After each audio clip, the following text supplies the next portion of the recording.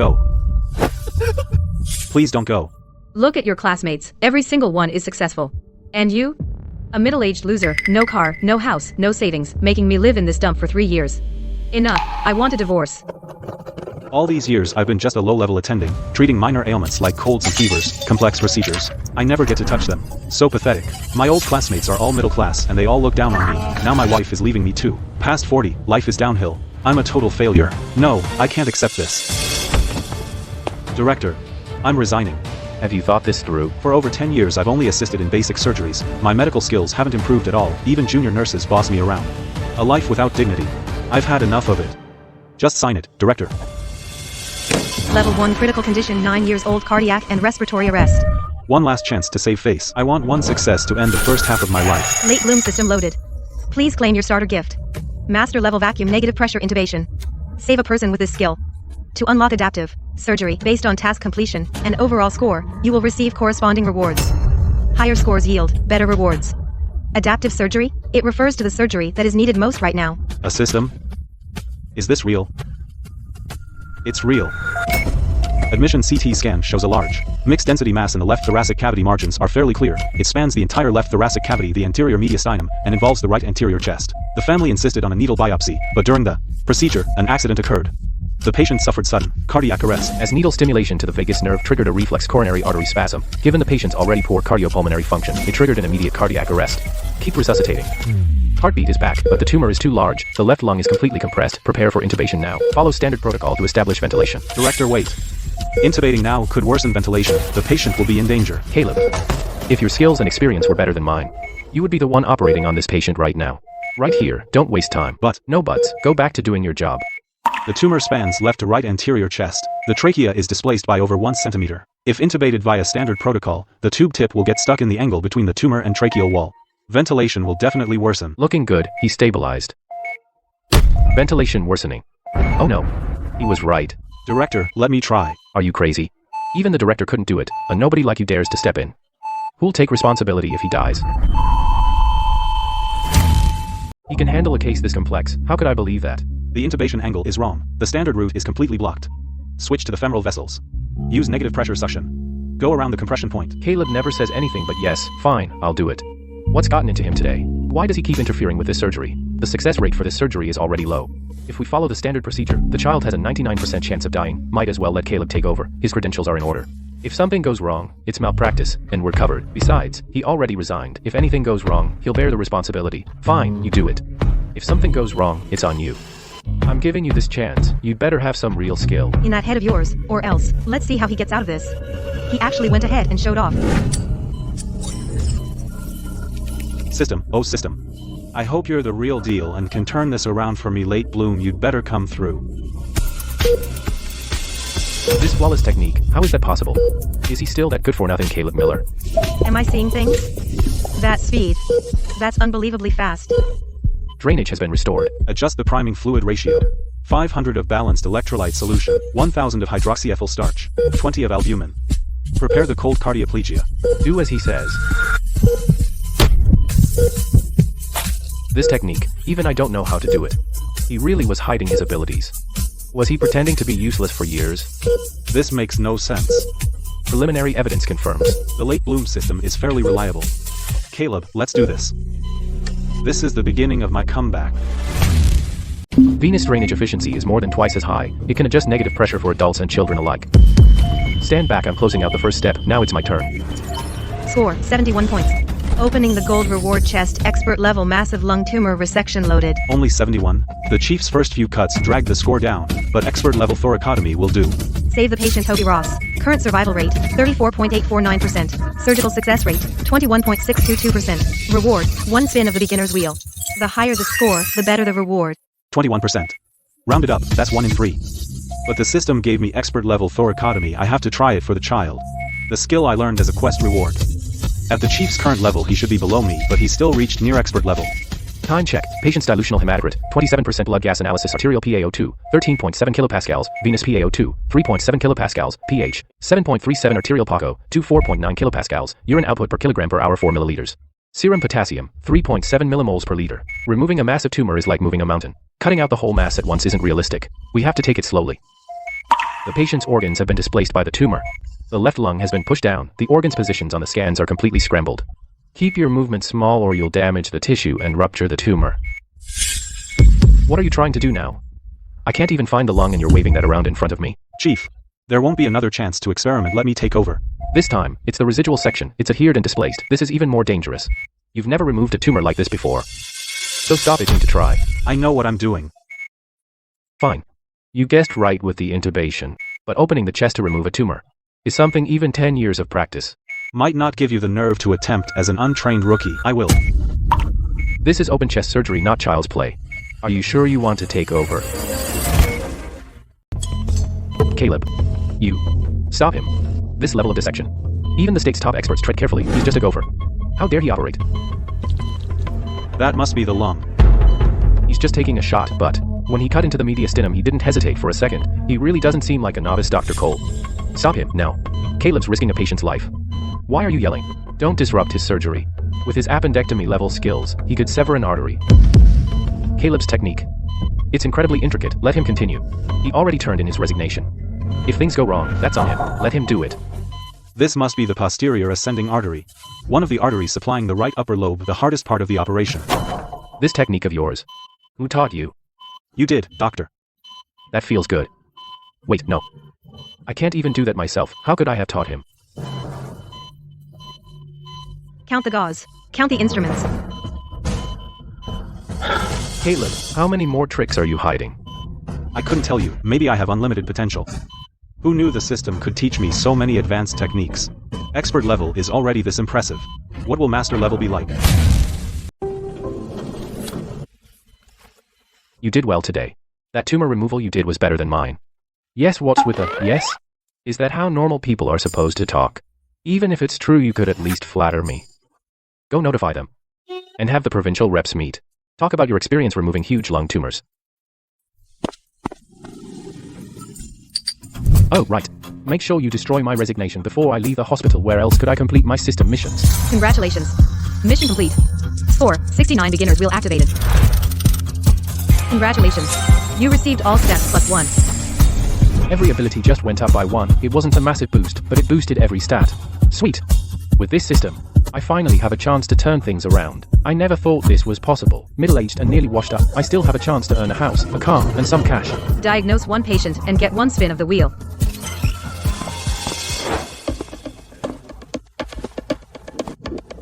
What is it? At a hospital.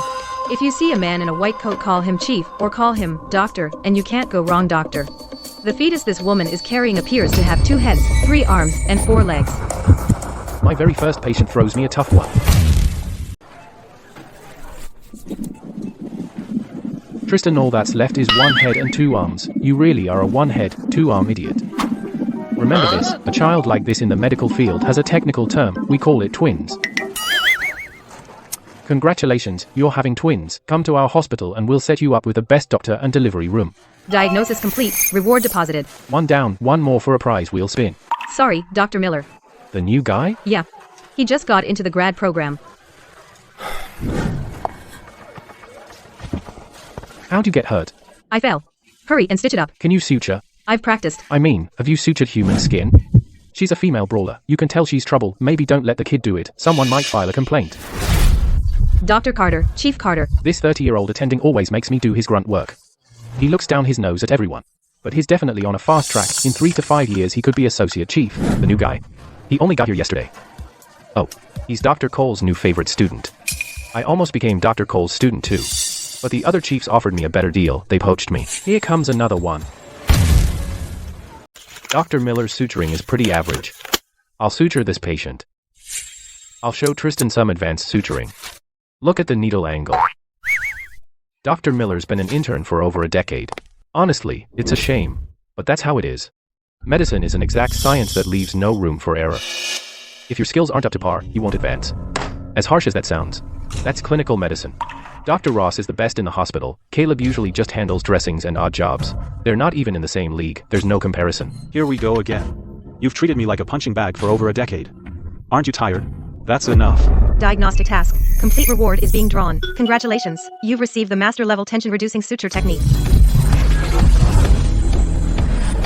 Another master level skill. I'm feeling lucky today, Carter. Today, you'll get a taste of public humiliation. Dr. Ross, are you going to suture me? The patient's waiting. The sooner you suture, the sooner we're done. I've got another resuscitation waiting. If you're quick, it'll take 1 or 2 minutes. We have time. 1 or 2 minutes? No way. Even I need 3 minutes. Even a plastic surgery expert would barely do it in 2 minutes. And you're telling me 1 minute? Exactly.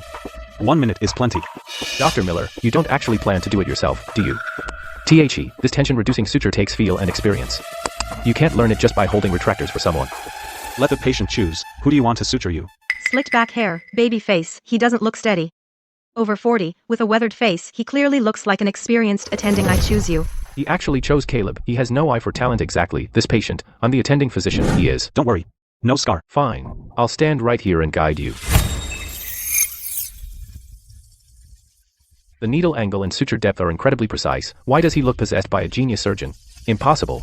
He's just bluffing. Done. He really did it in 1 minute, and his technique was incredibly precise. The entry and exit points line up perfectly. The entire wound edge is tension-free. This is textbook tension-reducing suturing. Dr. Miller, that wound looks absolutely beautiful. Are you still going to guide him? That's it? I didn't even feel it start and it's already over. Slower means more pain, so you paid to skip the torture. Fair point. Money well spent. Don't slap your leg, just sutured it. Master level suturing hits different. Next time I see a wound like this, I can suture it myself. Just remembered I have a code. Gotta go. Dr. Vance. Dr. Vance. Did you need me? Caleb, can you cannulate? No way. Dr. Vance, cardiac surgery chief. Came to the ER observation unit for mediocre Caleb? Couldn't he just send a nurse? Another bypass run? Yeah. Patient has a massive aneurysm. Hard to cannulate. Dr. Cole said you can do it. Give us a hand. Thanks for the chance, Dr. Vance. It's not a favor. You earned it with your skills. Let me show you. Dr. Vance came to get Caleb himself. Am I seeing things? Get him? He's drafting him. And Caleb actually took it. The rumors about that surgery were true. Bypass cannulation. When did Caleb learn such advanced techniques? All these years I kept him holding retractors. Turns out he was hiding skills of this caliber. I must be crazy jealous of him. Forget it. He's not worth it.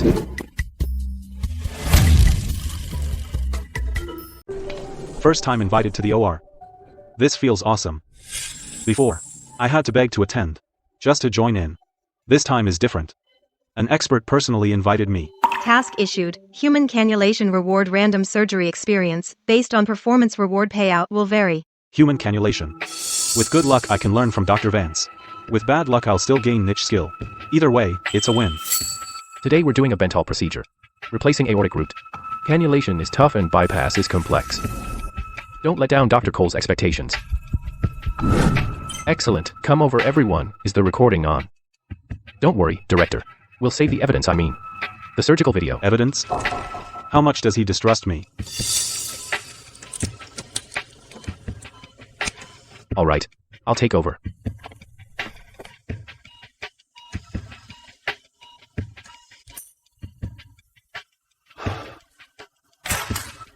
Close chest.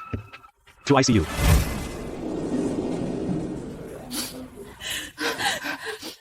Success. Credit goes to Dr. Miller. Without him, the patient might not have survived. Thank you. Thank you, doctor. You saved his life. In 20 years of work, it's my first time here. I used to watch mentors and peers get thanked, so this is how it feels to be thanked. Taking no credit, giving up the spotlight. A boss like this is so rare. To be the star in the OR, needed by patients, thanked by family, envied by peers. This feeling is incredible. Task complete. Calculating reward.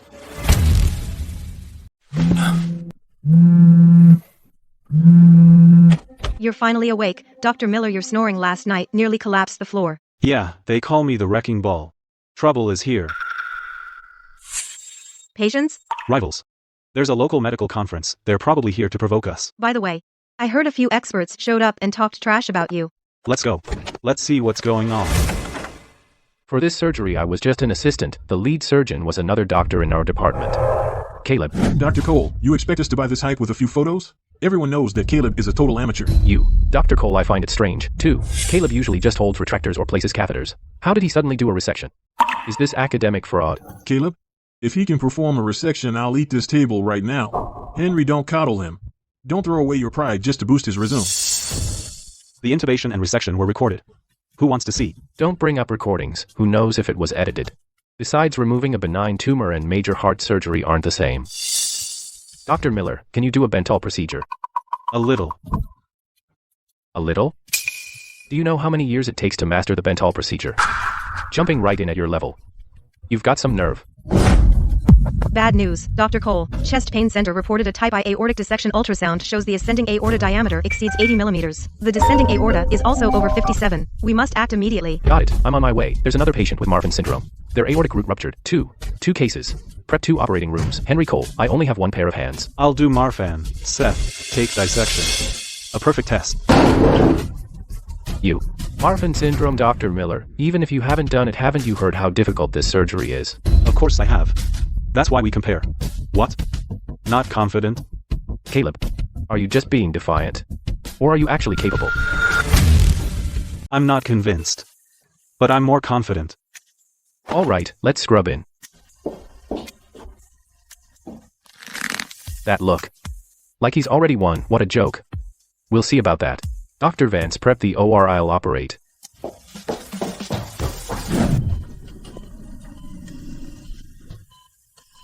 OR5 is just ahead, I'll stop by OR3 first. Let's see if that hack Caleb really has what it takes to challenge me. It's only been minutes, they're already on bypass. Compared to my case, it's over twice as clean. Valve sizer. He spent years doing scut work, can he really perform a Bentall? This. How is that possible? What's this? It reduces bleeding risk. Tension. It's at the optimal level. This isn't just an improvement. It's on a whole other level. What did I train all those years for? Mission issued: a life must be saved. Mission details: save a patient with a Bentall procedure. Mission reward: 1 treasure chest. Based on overall score, reward value will vary. A chest. The 5th reward type. I can't wait. But I have to finish surgery before I open it. Dr. Parker. Are you going to keep watching? Waiting to watch me operate on the type I dissection patient, too? Why am I admiring his surgery? I almost forgot my patient next door. Dr. Parker OR5 is ready, just waiting for the lead surgeon. I wanted to show off a bit and put Caleb in his place, but now I can't. I've pulled out all my tricks, yet the gap between us is still this huge. This can't be. Prepare for bypass. Dr. Parker. Dr. Miller already set up cannulation and bypass for the patient. It's ready for surgery. Who authorized him? Without even informing me, the lead surgeon. Dr. Miller said. Dr. Cole approved it. Any consequences will be on him and Dr. Cole. These stats, impossible. Using someone else's setup is bound to feel off. Caleb, just watch me call you out. Go on, operate. How come? It's so smooth. It feels completely natural. Did he anticipate my habits? Or is his surgical skill at such an unbelievable level that he can adapt to anyone? It feels so seamless. I've only felt this working with my mentor. Wait, is Caleb really on my mentor's level? That's ridiculous. Dr. Parker is going pretty fast, too. Indeed. But look at his incision exposure. He takes an extra cut each time to find the right spot. Look at OR3. In Caleb's surgery, one cut hits the mark, the next cut fits seamlessly. Dr. Parker isn't doing bad, yet he looks clumsy. I spent 20 years training Seth. What a disappointment. He completely humiliated me today. Look at OR3. He's almost wrapping up. Now that's fast. His case is Marfan syndrome, while this is just type I dissection. Yet he's faster than Dr. Parker. Between expert and master level there's a 15-year gap in experience. That ceiling is paper thin to me now. I can punch right through it. To go from expert to master level, there are 2 ways. One is through system rewards. All stats +1. Do that 15 times, and I level up. The other way is by myself. His temperature's up to 36 degrees Celsius. I'm the lead surgeon now. I wouldn't have dared dream of something like this. Dr. Vance was right. A surgeon's scalpel is their golden calling card. Stop circulation. Send him to the ICU. How's OR5 doing? Dr. Miller, they should just be getting to the critical coronary sutures. Yeah, I'll go take a look. Before, when I came in here the nurses thought I was in the way. Now they step aside at once. I'm still not used to it. Already done. Marfan syndrome. Over 6 hours. No, I can't let his performance distract me. I need to do my own surgery well, or he'll make me look bad. How can I show my face in this field again? Dr. Miller, what brings you over here? They finished. Obviously, they're practically done over there. We're still doing the coronary anastomosis. It's not that Dr. Parker is slow. It's that Caleb Miller, that freak, isn't human. I lost on technique. I can't lose my dignity too. All these juniors are watching. I can't embarrass myself. Close the chest. He didn't offer a single comment. He didn't even see me as a rival. Who does he think he's better than? Where are the records for the 2 surgeries? Bring them over, Dr. Parker. The data for OR5 isn't fully compiled yet. Are you reminding me that I'm an hour slower than Caleb? Wait. It's done. OR3. Drainage is 470 milliliters. Mine is 1050 milliliters. How is that possible? OR3 is only 470. On a Marfan patient, his bleed control is insane. Look at the anastomosis time, 13 minutes vs 23 minutes. That's half the time. Doctor. 4 by CAM. Parker only won on urine output, but Caleb handled cardiopulmonary bypass for both surgeries. Urine output reflects the bypass quality. Dr. Parker winning. This just shows Caleb set up the park bypass so well for him. The data is faked. Henry Cole.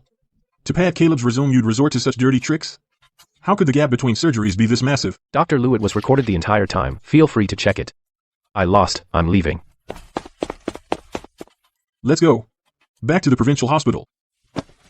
We only won on technique. Didn't even get a good argument in. A bit anticlimactic. Show some grace, I need to do more surgeries. Next time, I'll make them truly accept defeat. They didn't even pull out the USB drive. They left their trophy behind. If they dare challenge us again, keep beating them. Mission completed. Surgery score, 63 points. Reward obtained. Primary overload potion, X1. Upon use, it briefly overdrafts stamina and energy, followed by extreme fatigue from the overload. Recurring quest. Peer exchange. There's always someone better. Talking with peers to see different views on a disease is essential for any doctor's development. Reward, the deeper their insights, the deeper the talk, the higher their approval, the more experience gained. I heard lung transplant expert Leo King is visiting. Since the system gave a quest, I won't go for Dr. King, I'll go for the very best. On Grand Med Forum, I'll target verified top experts. To get the best gains, I'll pick the top target. Dr. Hall, 4 lung transplants in 5 days. Rest now, you're not in your 40s anymore. Lee. Look someone up for me. Who? An autumn leaf on Grand Med Forum. Find his real name. Found him. Dr. Hall, name's Caleb Miller, attending at Lynhigh First Hospital, age 45. Attending at 45? How is he just an attending?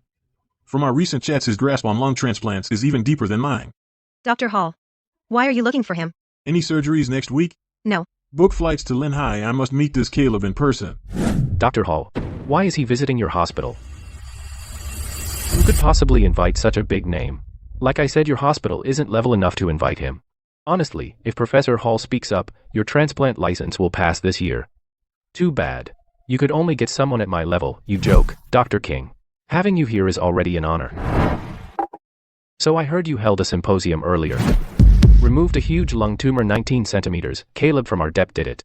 Benign tumor, not that hard. Then I heard you did a Bentall too. Okay, but those are old tricks. True high-end tech is lung transplant. You've got nerve, Dr. Miller. A top expert like me talks to you yet you ignore me. Caleb. Quest reward, aggregating lung transplant experience. Unlocked, master double lung transplantation. Got master double lung transplantation, seems lately. My chats with that master worked out really well. He recognized me. Sorry, I zoned out. What's up? You.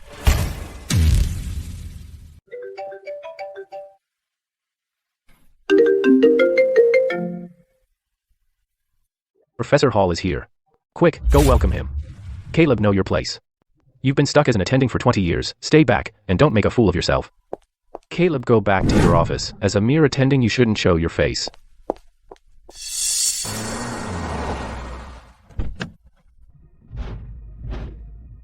Professor Hall, what brings you here? I'm Leo King. We met at the Capital Lung Transplant Forum. Do you remember me?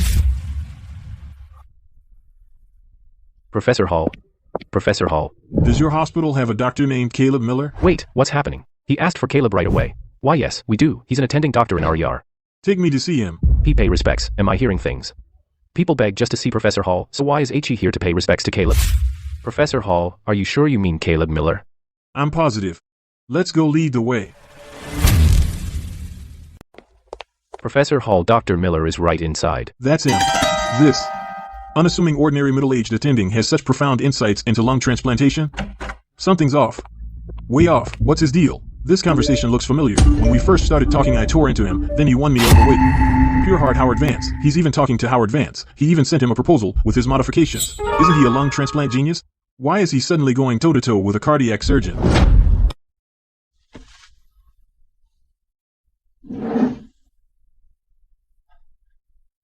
Professor Hall. What brings you here? Caleb. You're just a junior attending. How did you get a heavyweight like Professor Hall to come see you in person and even offer you a handshake? What kind of spell did you cast on the old man? I've been standing here forever. He hasn't even looked at me. What makes you so special, Caleb? Dr. Miller, it's an honor. I came here for one more thing. Dr. Miller, your talent shouldn't be confined to one place. Come join the Capital Lung Transplant Center. I'll fast-track your career. Caleb's intubation, tumor resection, and Bentall procedure are invaluable to our hospital. He is truly a strategic asset. If Dr. Hall poaches him, it'd be a massive loss, but can I stop him? Professor Hall, you overestimate him. Caleb is all talk. He's never done a lung transplant. Recommend me instead. I have over 10 years of clinical transplant experience. Your surgical approach is outdated. Your papers are full of flaws. Compared to Caleb's sequential transplant plan, you're miles behind. I came here solely for Caleb. I fought for years and couldn't even reach the transplant center. Caleb hasn't even performed a lung transplant, yet he easily gets the chance I've craved. How is that fair? No. Doing only lung transplants wastes my talent. I still prefer the ER. It's more comprehensive. Doing only lung transplants wastes his talent.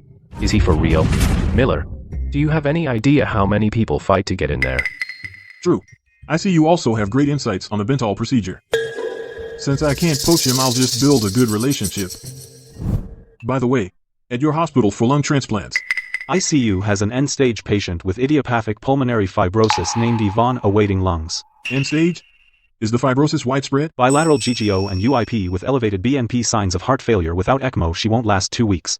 He didn't even check the chart. He recited the stats from memory. He truly mastered it. Take us for a consultation tomorrow. If operable, I'll do the lung transplant for you as a welcome gift. Sure. Thank you, Professor Hall.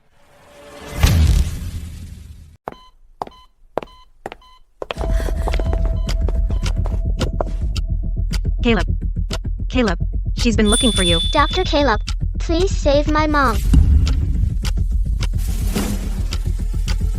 Her lungs have almost completely lost function. She's reached the end stage. She needs surgery immediately. But where will we get donor lungs? Even the late bloom system can't conjure up donor lungs. Let's go. I'll find someone first, then we'll go see your mom. UIP pattern bilateral GGOs, her BNP has tripled. The signs of heart failure are clear. Without ECMO, she won't last more than 2 or 3 days. In theory, it's doable, but the 2 lungs in her chest must be hard as rocks by now. They'll be extremely difficult to dissect. This lung transplant is very important to your hospital. Yes. If we can pull it off, it'll be the first in the city. What do you think? If necessary, I can arrange for a donor lung. Arrange for a lung? A donor lung can be arranged. For Professor Hall, apparently, it really can. I've done lung transplants for over a decade and I've never heard of anyone pulling strings for a donor lung, but Douglas Hall really can do it. Even if we get a donor lung, he can't handle surgery to dissect severe pulmonary fibrosis in the end. Professor Hall and I would have to cover for him. The first lung transplant at our hospital is as good as secured. Thanks.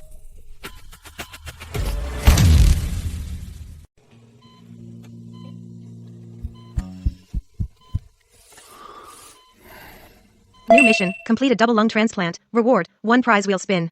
Your surgical score will be adjusted based on completion percentage. To pull this off, I need to be the lead surgeon. Right now, my skills are better than Professor Hall's. No one believes that. They've always thought I'm a terrible doctor. If I ask to lead the surgery, they'll think I'm insane. But who cares? 2 milligrams of midazolam, 20 milligrams of etomidate cisatracurium, 20 nanograms. The double lumen tube is in. Let's begin. An anterolateral incision would be better. The right incision depends first on the surgeon's preference. The entire pulmonary hilum is fibrotic. It's fused to the chest wall and can't be separated from healthy tissue. Remove the diseased lung in 30 minutes. Even 3 hours may not be enough. Close up. We'll call it an open and close. Send the donor lungs to another hospital. Per protocol, they'll go to the next patient on the waiting list. Professor Hall, sequential double lung transplantation. Remove 1 lung transplant that side, then do the other. Treat it as 2 single lung transplants. You told me about this on the forum. But no one's ever performed it clinically for fibrosis this severe. It's too risky. Even I wouldn't dare try it. I can do it. A sequential double lung transplant? You're delusional. Even Professor Hall wouldn't try it. You've never performed a lung transplant, yet you boast that you can. You're desperate to make a name for yourself, Caleb. Don't try to be a hero. Sequential transplants for severe, stony lung have barely ever succeeded worldwide. 1 mistake, and the patient dies on the table. Don't risk a patient's life just to show off. Rare doesn't mean impossible today. In this, OR, I'll set a new clinical precedent. Watch and learn.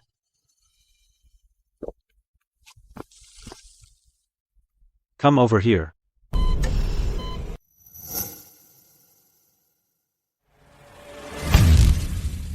Healthy lungs are pink and elastic. Both lungs could crumble at the slightest touch of my scalpel. I must be careful. Fibrosis is severe.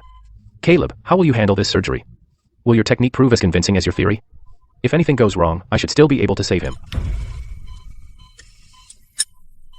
That dissection path. He's cutting between fibrotic and healthy tissue. Even I wouldn't dare. He's insanely bold. Caleb has never performed a lung transplant. How can he operate at a professor's speed? And his proficiency is astounding. Has the donor lung arrived? Call the OPO. This is end-stage idiopathic pulmonary fibrosis, a stony lung. Even I need at least 40 minutes to finish one side. Caleb did it in just 15 minutes. This goes far beyond proficiency. He's on another level, entirely. I removed the diseased lung in 15 minutes. Did you see the tissue plane? Obviously not. Study it later. Learn from my surgery. How much more is this kid holding back? I've performed lung transplants for 30 years. Today, I'm assisting for the first time.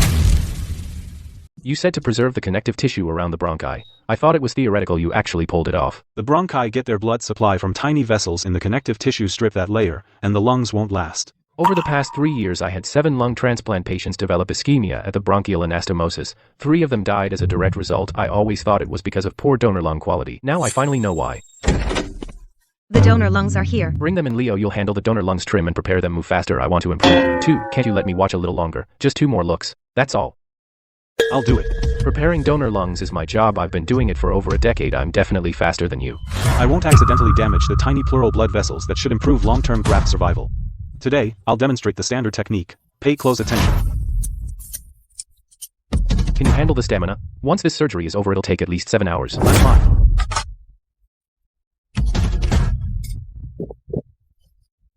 What's that? Red Bull. You're drinking Red Bull now. From Caleb taking over to finishing, it took less than 4 minutes. If Leo had done it, it would have taken at least 15 minutes. 4 minutes to complete standard donor lung preparation. After more than a decade, your efficiency isn't even a fraction of Caleb's. Reflect on your own shortcomings. Prepare for the right lung transplant. Pack it in ice. Right lung ventilation test passed. It's done. The first half of the sequential transplant is complete. Assisting Caleb is an honor. Finally, it's over. Count the gauze, instruments, and needles. 1, 2, 3, 4. All accounted for. 3 counts, no errors. Take her off bypass. Transfer her to the ICU.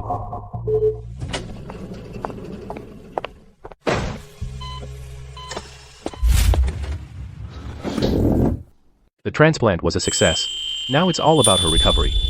Can my mom go home now? Give it a few days, and she'll be home to play with you. The surgeon wasn't me. It was Caleb. He was physically exhausted, so he went to rest. If you really want to, you can go thank him yourself. Dr. Caleb. Task complete. Surgery completion, 73.1%. Surgical score, 87. Overall score, 79. Basic reward upgraded to intermediate. 2,000 thoracic dissections. The heart and lungs go hand in hand. I used to handle lungs and hearts, but couldn't connect the two. Now I finally bridged the gap. Caleb, Dr. Miller. You're awake. Professor Hall is in a meeting. Dr. Cole said if you're awake and can make it, go see him. Let's go. The patient just came off the ventilator. The surgery was last night a little after 9. It's noon now. 13 or 14 hours. And she's already off the vent. That fast? And there's more. She just got out of bed. 14 hours after surgery. That has to be a new Asian record. What Asian record? No lung transplant patient anywhere has ever gotten up this fast. I've done lung transplants for over a decade. The earliest I've seen a patient get up was 48 hours after surgery. In Caleb's case, the patient was up 14 hours after surgery. Compared to him, I feel useless. Time to get out of bed after surgery. A new world record. This lung from Daxia is about to go global.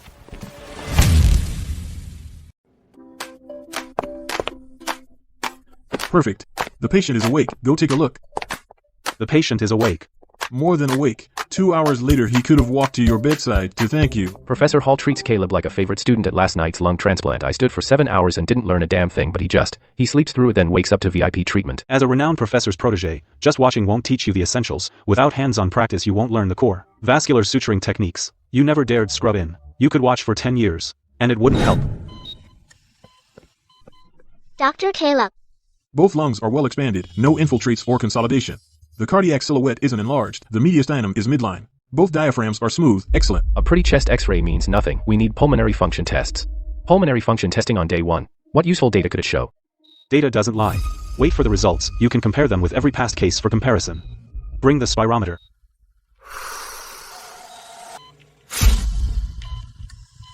His FEV, 1. FVC is 72%. COPD is diagnosed below 70%. He couldn't even come off ECMO yesterday. Today, his lung function beats patients 3 weeks post-op. What have I been practicing all these years?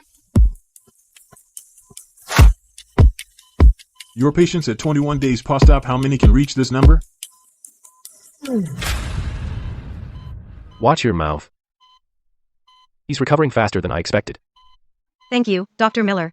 Dr. Caleb, is my mom going home soon? She can go home in a few days. Take good care of her when she goes home. This lung transplant. Is post-op data good enough for textbooks?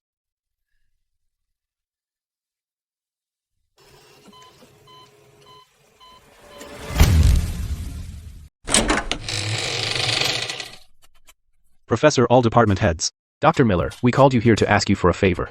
Professor Hall won't be here much longer. The 4 of us want him to advise us on 1 paper each. Even if he just lends his name. You know Linhai Medical has no connections or heavy hitters, our papers never make the cut. If Professor Hall would guide us, our core journal standing is secure. Your surgical skills are already there, but you still need papers for promotion. You need a few strong papers so no one can pull rank on you. Task issued, complete 1 paper reward, an adaptive surgery skill book. That reward is way too tempting, I have to get it.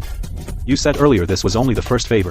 What about the second? The second favor. We want to use Professor Hall's name to host a thoracic surgery forum in Linhai, on a national scale. Even provincial hospitals haven't hosted one at this level. If we land it, we leapfrog the competition. No need to go to all that trouble. Huh. You don't agree? I mean, there's no need for all that.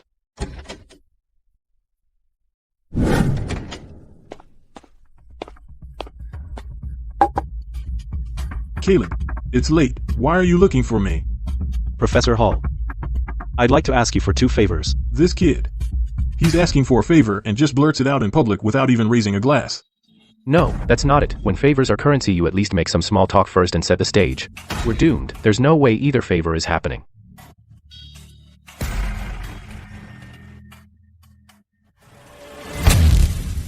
What's with this young attending? That's how he asks Professor Hall for help. Not even a polite word. I've worked in government for 20 years. I've never seen anyone so clueless about protocol that attending has no chance. Let's hear it. I've been wondering how to repay you. Repay him? And attending? Professor Hall wants to repay him? First, several chiefs at Bayview Hospital want your help with their papers. Second, we'd like to use your name to host a thoracic surgery symposium in Bayview. No problem. Anyone with a paper can bring it to me anytime. As for the symposium, how soon can you have it ready? 3 days. 3 days from now. Then, finish your paper in the next 2 days. I'll edit it. Professor Hall will edit it himself. Once Caleb publishes this paper, it'll carry more weight than all of ours combined. Same goes for all of you. Bring me any papers you have within 2 days. Thank you, Professor Hall. I'll pull 2 all-nighters if I have to. Professor Hall. I'll bring you my first draft first thing tomorrow. Now that's a normal reaction. But Caleb, I offered to edit his paper. Why didn't he react at all? Am I not a big enough deal? I'll head back to my office and work on my paper. I prepared 20 bottles of liquor, 3 practiced pitches, and 5 chains of contacts. And I didn't use any of it. Caleb handled it in 2 sentences. And he didn't even come report back to me. Does he look down on me? I said. I'm a complete failure as vice dean. Don't overthink it. Caleb isn't that kind of person. To get the adaptive surgery skill manual, I need to write a paper with real weight. What should I write about? I've got it. I have the key steps for sequential double lung transplantation, full surgical data and post-op recovery records.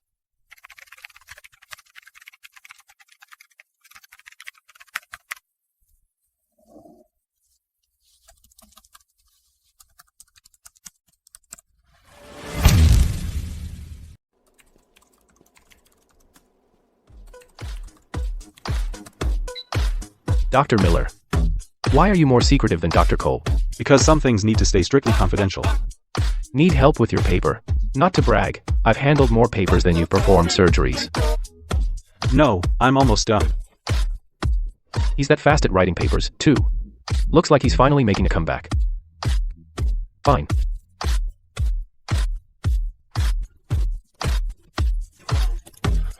Task complete, paper completed, reward being issued, master nerve suture technique acquired. I finally understand the difference between epidural and perineural sutures. Nerve suturing is hard to learn, harder to master, and reaching master level. Only a handful in the country can do it. Mastering nerve sutures improves every other suture technique, too. This feels incredible. Dr. Cole, it's finished. Want to take a look? That title is awfully bold. Operative Essentials. Only someone with real skill would dare use those 4 words. Everyone else wouldn't touch it. For a topic this broad, it's only 2,000 words. I could write 8,000 on a circumcision alone. Henry, you're still an amateur at papers. You need more practice. Who says a broad topic has to mean a long-winded paper?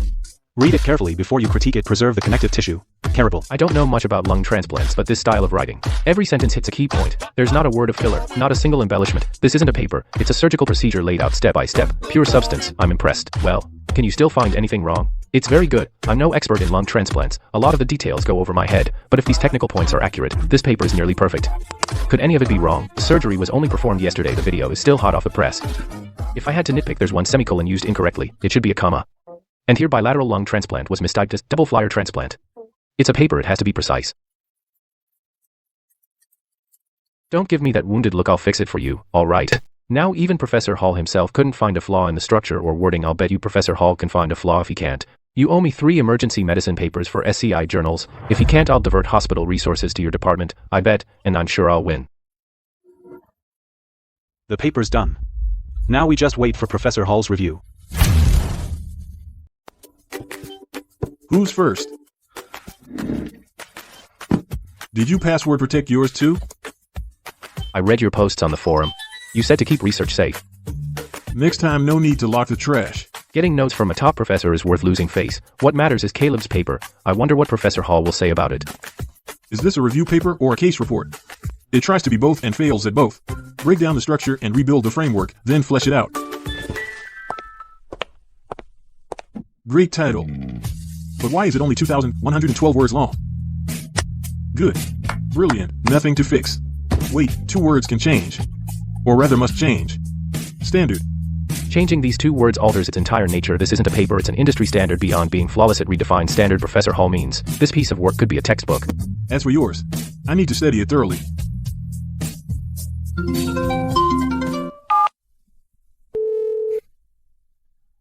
The forum says a foreign doctor arrived. Who? Dr. Steven, the minimally invasive lung guy.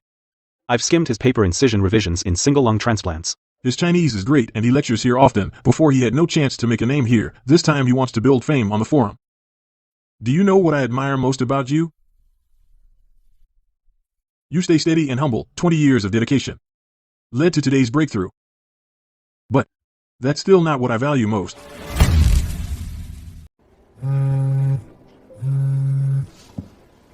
Hello? Dr. Miller, we transferred in a patient with a bronchopulmonary tumor. Can you operate? On my way.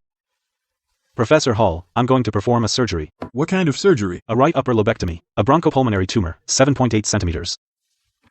Come on, I'm going with you. Professor Hall, about the forum. The forum's still 3 days away. I'll observe this surgery first. You were too fast last time. I watched closely and still couldn't follow. I'm coming too. Then I'm coming too. It's just a lobectomy. I do them all the time. I may not be worse than him. The right upper lobe tumor is clearly visible on the CT scan. Its borders are irregular, 7.8 by 5.1 centimeters with extensive necrosis inside. The challenge with living lung resection is not taking too much healthy tissue or leaving any tumor behind. What he's doing is a living donor lobectomy. It's not the same as removing a diseased lung for a transplant. In a lung transplant, you remove what's useless. Here, you're removing the lesion from a healthy lung. How much to leave, how much to remove, it's all based on feel. His technique doesn't look like this is his first surgery of its kind. Timed mission, surgical frenzy day. Even the most advanced surgical skills need practice to stay sharp. Each completed surgery clears the fatigue meter and restores stamina, so basically as long as I keep operating I don't need to rest. I can stay in peak condition the whole time. For these 48 hours, how many surgeries can I do? From the first incision until now it's been less than an hour. That speed has stunned me again, this surgery. Caleb's skill level is incredibly high. He doesn't look like a beginner, but in this area he really is one. Then where did that mastery come from? The number of lobectomies at his hospital is right there in the records. Even if he'd been hiding his talent for 20 years, he wouldn't have had enough cases to develop this kind of feel. Something doesn't add up. You tend to dissect too aggressively and damage the normal alveoli at the margins. Pay closer attention to natural anatomic planes. Send the patient to recovery. Do we have another patient? You're doing back-to-back cases. Do you know how exhausting that is? You're trying to kill yourself. Don't worry about me. If there are cases, schedule them. Do you have any other similar patients? Actually, we have 2 transferred from other hospitals. One has a right lower lobe lesion and one has a left lower lobe lesion. Schedule them both. I'll keep going. This is a left upper lobectomy by the standard textbook approach. You ligate the lingular artery first, then the anterior segmental artery. Its short course makes it easy to injure. If it's damaged, it could cause fatal hemorrhage. The left upper lobe has the most anatomical variation. Caleb moves like he's done hundreds of these. He just cuts right in. Doesn't he ever hesitate? I can't figure this guy out anymore. The right and left upper lobes have completely different anatomy. His approach is entirely different. He has no set routine, only the textbook surgical plan. Next. Caleb, you've already done 2 cases. Aren't you taking a break? No need. Bring in the next patient. 6 straight cases till midnight. Caleb, you need to rest. No need, Chief. Instead of fussing over me, call the nearby hospitals. Ask if any patients can't get surgery. Why would I do that? You think I'm not busy? I'm done, like hell you are. No one expected anyone to do 6 surgeries in one day. If they have patients who still need surgery, can you arrange a transfer? Have them sent here now. It's the middle of the night. They'll arrive after midnight. You've done 6 straight cases, and you'll keep going at dawn, trying to kill yourself. So what if it's dawn? I'll keep operating. Chief, you used to say you couldn't count on me. Now you're stopping me. You're impossible to please. Fine, I'll arrange the transfer. But you have to promise me after this case. You have to rest. No more back-to-back cases. Do the transferred case tomorrow.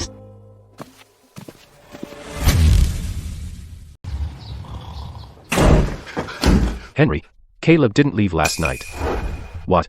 The 4 patients you brought in from other hospitals, he operated on all of them back-to-back. And it gets even crazier. He called other hospitals pretending to be you and talked them into sending patients over in the middle of the night. That brings the total to 7 cases. 7? How many? 7. Get Professor Hall on the phone. He's the only one who can control that bastard. Caleb, Professor Hall's probably still asleep. If we wake him now, I'll be the one getting chewed out. What choice do I have? You want me to get yelled at instead?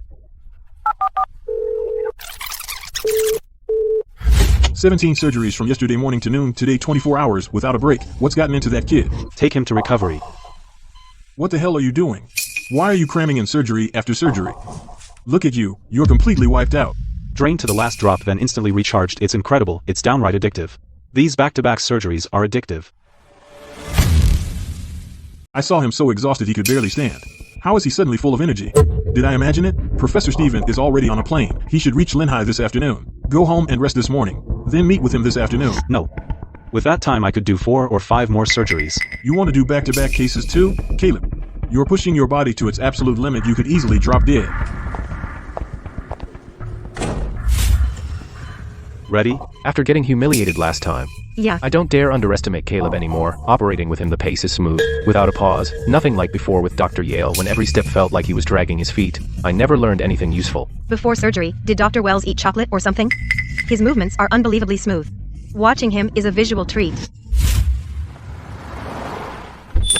Hello, everyone. I'm Jack Vance from Grossman Hospital. I came with Professor Steven this time, Dr. Vance. It's an honor. I hear that at Grossman your minimally invasive single lung transplant incision was nearly a third shorter, just a minor improvement. I came to exchange ideas with everyone. He's the top student Professor Hall couldn't recruit back then. He turned down Professor Hall's offer, went to the US, and made a name for himself. So why is he here? You tell me. You must be Dr. Cole. A pleasure. Linney Hospital is hosting a high-profile forum. Welcome, Dr. Vance. Is Professor Hall not here? He'll arrive later. And Dr. Miller? I heard he's the keynote speaker. He's in surgery. The forum is tomorrow. Yet the speaker is operating today. Must be a major surgery. Look at that smirk. Who's he looking down on? He must be thinking, what big surgery can an attending do? He should watch Dr. Miller operate. To humble him. Professor Steven, how are the long-term outcomes of minimally invasive single-lung transplants? The long-term outcomes are no different from conventional surgery: smaller incisions, faster recovery, lower cost. The advantages are obvious.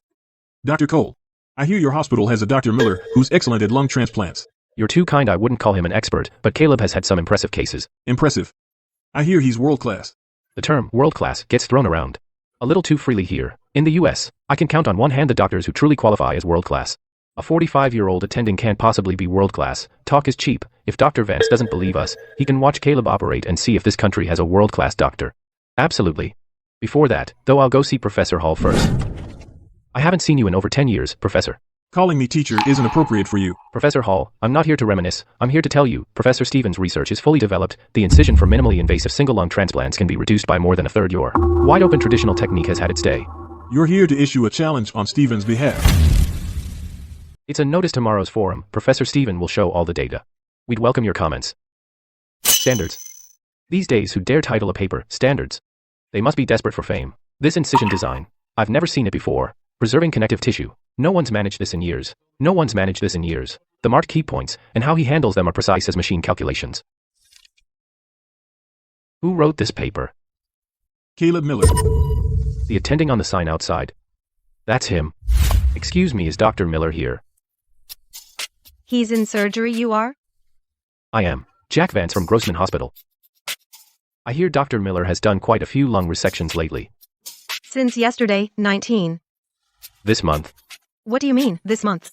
Just since yesterday, in over 30 hours. 19. In over 30 hours. He wrote a standards level paper. A 45-year-old attending. This Caleb Miller. Who is he, anyway? Let's see what a mere attending can actually pull off. With such adhesions, it'd take me 20 minutes to find the posterior segment upper lobe artery.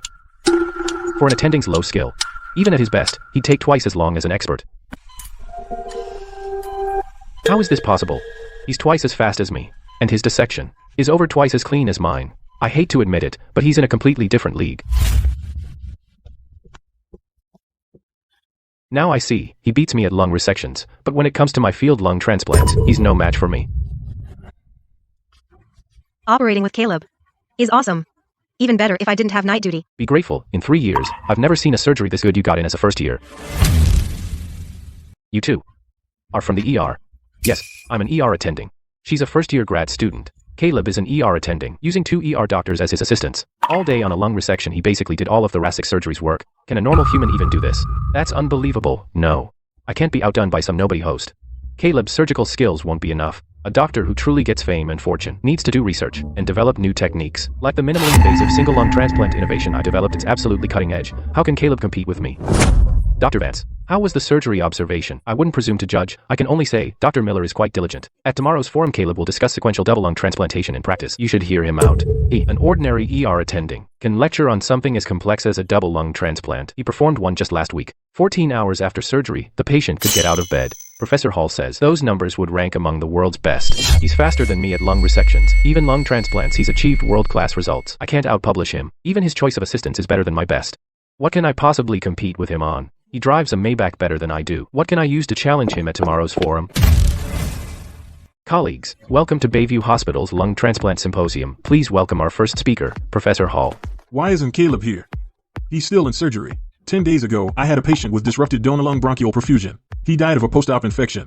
4 days ago, another patient had end-stage idiopathic pulmonary fibrosis. On opening his chest, the lungs were rock hard. I deemed it inoperable and moved to close. But then Caleb took over and finished. The patient recovered far better than expected. Caleb, that attending? I heard all that you does is hold retractors. Humph. All that build-up and he just leaves it there. Is he saving it for later to hype up this Caleb guy? Next, from NYU's Grossman School of Medicine, Professor Stephen will present advances in lung transplantation.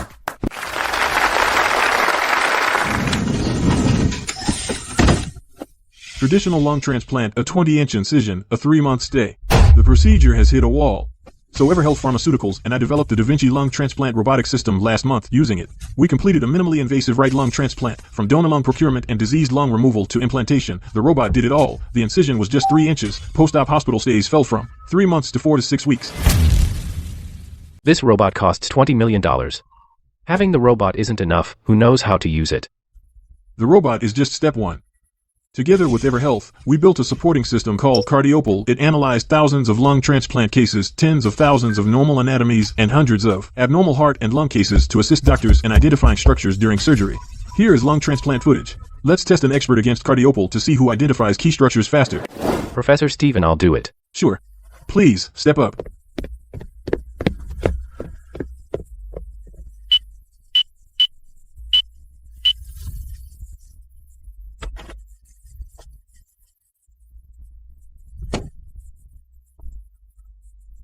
It's finally here. An 8 cm incision, fully robotic. It's more advanced than traditional methods. But technology is ultimately judged by results. Inferior pulmonary ligament. Out of 5 rounds, I got 4 right in 7.5 minutes. CardioPol got 5 right in 3 minutes 20 seconds. The gap is huge. We still have a late friend, Dr. Caleb Miller, right? Professor Hall praised you to the sky saying, you do lung transplants even he can't. Come test against CardioPol to prove your skills, shall we? Sure. Dr. Miller, identifying isn't like cutting. This requires real brain power. Sure, you won't check the rules first? Keep them, I don't need to. He has no idea how terrifying Caleb is. He's humiliating himself. Fine, let's start round 1. Right upper lobe artery, apico-anterior branch. What? Just 10 seconds. The AI hasn't even started.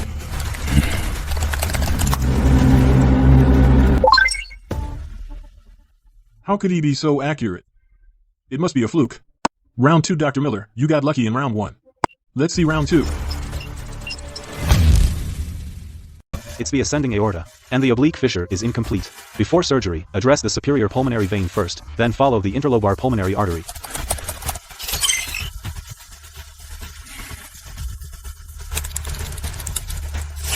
Where did you get such extensive anatomical experience? Nothing special, practice makes perfect. My experience comes from 2,000 thoracic dissections.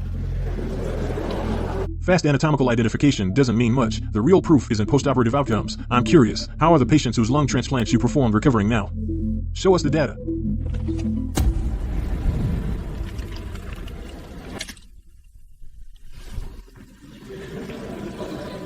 Good afternoon, esteemed colleagues.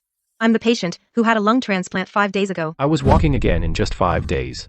I've performed lung transplants for 15 years. My fastest recovery took 3 weeks before the patient could get up. These numbers rank among the top 5 worldwide. Caleb, your lung transplants are even better. The forum is over, thank you, everyone. You're not even human. Professor Stephen, 2 patients heard you were here for the forum and came specifically to have you treat them. I agreed. It's the perfect chance to show you my world-class skill. Professor, the patient files just came through. It's a classic mass in the left upper lobe. The location is ideal, and the vessels are clear. You'll breeze right through it. Ha. Naturally, you must all come observe my surgery tomorrow. You'll see what true minimally invasive surgery is. A 4-centimeter incision. A crystal-clear surgical field. I'll finish in under an hour. An hour? And you're showing off? Caleb finished one in 40 minutes. Huh? What did you say? Oh, haha, I said. Best of luck with your surgery.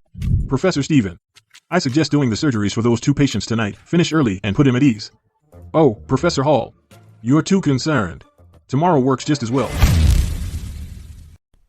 Oh, tomorrow's surgery. I'll enter through the 4th interspace. Then use. Dr. Cole. Dr. Cole. What's wrong? Why so frantic? Those 2 patients you mentioned, they're out of surgery, they're in recovery now. Huh? What patients? 2. The 2 who came for Professor Stephen?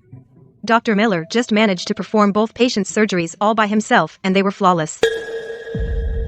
What? I was only gone for lunch. He operated on both my patients. Dr. Cole, did you arrange this to humiliate me? Professor Stephen, I didn't schedule the surgery. That's just Caleb's habit. When he sees a patient in need of surgery, he operates immediately. There's still one more. The regional hospital just notified me another patient is being transferred. Right now, notify the OR immediately.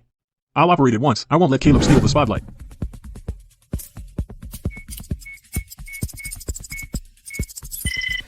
The surgery was flawless. Did you all see that? That's world-class technique. Yeah, compared to Dr. Miller, he was only twice as slow. Dr. Yale, when you put it that way, you make me look bad. If Caleb finds out I helped him throw shade at Stephen, I wonder how he'll thank me. Oh, you get tired too. I thought you were made of iron. If you didn't take a break soon, I was ready to call the authorities and request an autopsy for research. The recurring quest is complete. Relying on my willpower and stamina, I performed 2 surgeries back-to-back and still couldn't keep going. That show new Valzers and style how important the late bloom system is to me. You had surgery too? It took 2.5 hours. A world-class expert performed a left upper lobectomy. Does that really take 2.5 hours? The patient's heart arrested. We spent half an hour resuscitating him. That still took 2 hours. You can't question my skills. It was just bad luck. Got it? His heart just stopped for no reason. Oh, I get it. Your skills weren't up to par, so you blamed it on bad luck. Let me see.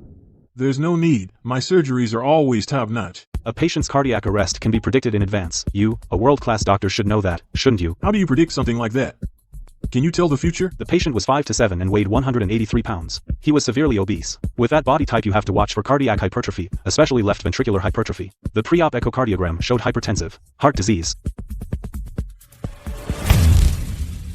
This indicates mild myocardial injury. There is insufficient coronary blood flow. In an obese patient, the heart contains more fat, making ectopic pacing more likely. After opening the chest in an obese patient, cardiac output drops. Hypoxia and hypercapnia alter myocardial excitability. During single lung ventilation, mediastinal swinging can trigger arrhythmias. Near the hilum vagal tone is already elevated. Every one of these factors pushes the patient closer to cardiac arrest. Fine, there were signs before surgery. But what about intraoperatively? My anesthesia depth was appropriate. 1/10 of a milligram of fentanyl and a double lumen tube, the intubation took nearly 5 minutes. That's far too long. The fentanyl dose was insufficient to suppress the intubation stress response. No. I deliberately chose light anesthesia because the patient's heart was under strain. Deep anesthesia could worsen compensatory hypertension. A local anesthetic to block the pulmonary hilum would have been enough after opening the chest. Inject lidocaine to infiltrate the tissue around the hilum before proceeding with surgery. Infiltrate beneath the pleura at the hilum to block the vagal reflex. Or give atropine before surgery. Either approach would bring the risk down as low as possible, then why choose light anesthesia? I have to admit, your clinical reasoning is more meticulous than that of any doctor I've ever met. It's precise down to the last detail. But that doesn't prove your skill is anywhere near mine. A solid foundation can prevent a lot of complications. I have no interest in measuring myself against you.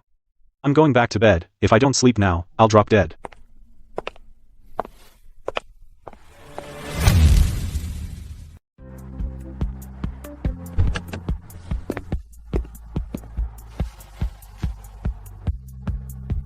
Caleb, come here a minute. Don't rush to submit your paper, I'll go over it again when I get back. Try to make it a nationwide standard. This document, consider it my gift to you. The finest gift we doctors can give. Professor Hall, this. Work hard.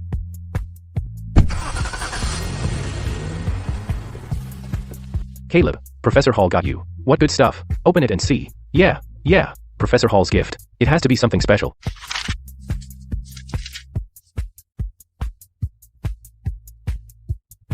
Oh my God. Professor Hall arranged for us 4 lung transplant patients over the next 3 months. As long as we can perform them, we can send patients over anytime.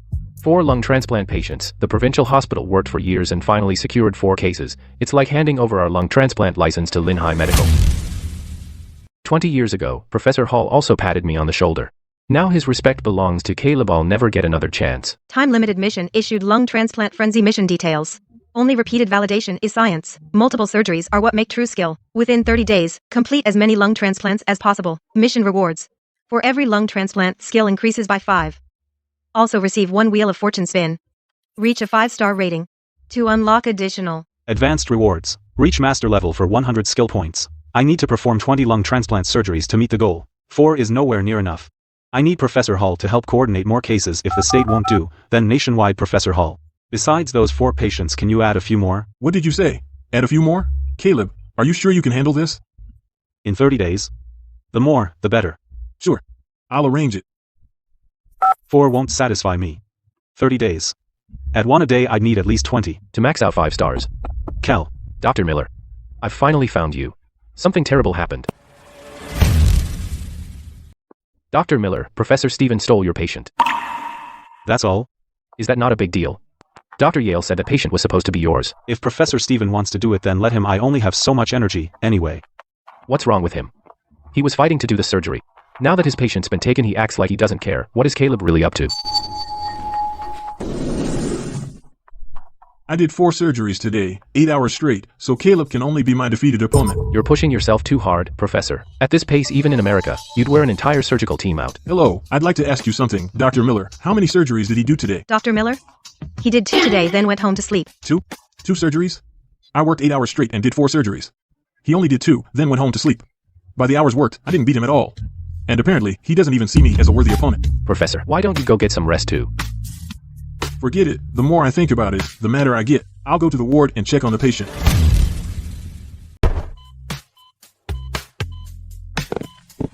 Didn't you go to sleep after surgery? I slept for 6 hours. That's enough. What? The strain of doing 2 surgeries, you only slept 6 hours to recover? That's impossible. I don't believe it. I did 2 surgeries. It only took 2 hours. It wasn't as tiring as you think. 6 hours of sleep was enough to fully recharge me. Damn, I did 4 surgeries and stood for 8 hours straight. He breezed through 1 in an hour. Is he a monster? Dr. Miller, what test are we doing today? The 6-minute walk test. The 6-minute walk test. She's only a few days post-op. Professor Steven, why don't you come up and race Yvonne to see who's faster? You? Are you even human?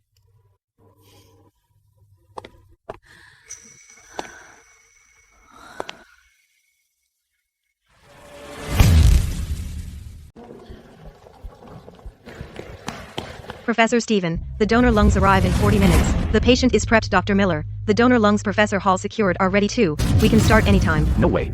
2 lung transplants at once. One is Dr. Miller's sequential double lung transplant, a new frontier in open chest surgery. The other is Professor Steven's Da Vinci robot, the future of minimally invasive surgery. How do we choose? Which one should we watch first? I'm definitely watching Da Vinci. Robotic surgery will be the mainstream someday. Better to learn it early. But what about Dr. Miller's 6-minute walk test data? Doesn't that tempt you? Henry, who do you think they'll choose? It doesn't matter. They'll regret it either way for missing the other surgery. Colleagues, my Da Vinci lung transplant uses an incision just over 3 inches. Recovery time is cut by more than half. In today's surgery, I'll prove robotic suturing of the bronchi and pulmonary arteries achieves precision no human hand can match. Professor Steven, I'm with you today. Exactly, the precision of robotic suturing is beyond human capability. The donor lungs are here. Take them straight to the OR. I'll get upstairs and prepare. We can't lose to a robot. Let's go. Dr. Young, let's go see Caleb. Right, you're not watching Da Vinci. Why watch that thing? I'm watching Caleb operate. That's how you learn the real stuff, by the way. Professor Steven is doing the diseased lung removal and donor lung transplant. Caleb is doing the complete transplant. Besides Steven's two procedures, he also has to start with the donor lung harvest. Right, Dr. Miller's donor lung harvest takes time too, so while Professor Steven is removing the diseased lung, he may have just finished harvesting the donor lung. He'll definitely be much slower. But Dr. Miller is famous for operating fast. I'm going to Dr. Miller's side. Everyone, this is the future of lung transplants, minimally invasive, precise, and steady. A robot's hands never shake, its angles never deviate. Traditional open chest surgery is destined for extinction. I've spent 5 years debugging this system, every angle, every stitch is tension, all tested thousands of times. Can human hands do that? No chance. Dr. Miller's donor lung, he can't be done harvesting yet. On Dr. Miller's side, they've already started removing the diseased lung. I mean, Caleb is operating personally, not some other doctor filling in. Dr. Miller himself is doing it. He's finished harvesting the donor lung and moved straight to removing the diseased lung without stopping. Donor lung harvesting and diseased lung removal at the same time? By himself? In my experience, there's no way he has enough time. Relax. The advantage of minimally invasive surgery is what happens afterward. So what? If Caleb is fast, I trust the quality of his work can never match a robot's. Did Caleb grow a third eye? He actually used an enterolateral incision. The visibility with that thing is terrible. Under normal circumstances, no one would dare make an incision like that. Just watch. Don't distract him. The last adhesion between the left lung and chest wall is severed. The diseased left lung can now be removed intact. Close the chest. Take him to the ICU. That's it. It's already done. Did I just blink too much? I've been doing lung transplants for 15 years. For the first time, my surgery feels like child's play. What about Professor Steven's team? How far along are they? They must be opening the chest by now. That really is slow. Slow is good. If I'd gone over there, I might have stolen that surgery. 1 lung transplant completed, proficiency increased by 5. Current rating, 1 star. Damn. The recurrent laryngeal nerve is severed. What do we do? The recurrent laryngeal nerve is severed. The patient's future voice hoarseness is the least of it. If it affects their breathing, it could be catastrophic. Even hydrogel can't save it. In a case like this, the nerve ends are too short, they can't be bonded. Do we really have to cut the nerve? I heard a nerve was severed here. Here, let me try see if I can reconnect it. Nerve repair? You're a lung transplant specialist. You know this too? Dr. Miller, nerve repair isn't a lobectomy. It requires a microscope. Every stitch must be precise to the micrometer. Our professor spent 5 years just getting started. I urge you to think carefully. Why are you so clueless? Caleb, you can do this. You've come this far. How will we know if we don't try? The recurrent laryngeal nerve. The severed ends are too short. Standard epineurial suturing won't reach. Pulling them together would tear it again. Bridging or rerouting would impair other nerve functions. The only viable option is rerouting. Dissect retrograde beneath the brachiocephalic trunk root behind the carotid artery, then reanastomose it at the laryngeal entry. Fascicular repair. He's performing fascicular repair. Few doctors in the world can perform it. He's just an ER attending, yet he dares to do this. He's incredibly arrogant. He's going to fail. It's reconnected. I spent 5 years developing cardiopal to prove machines outperform humans. In 20 minutes, you overturned it all. The machines and materials are excellent, but humans have remarkably dexterous hands. We don't need an assist system for everything. Stop talking, move. I need to keep operating. Professor Steven, be careful this time. If you sever the phrenic nerve too, it'll be hard to reroute and repair it.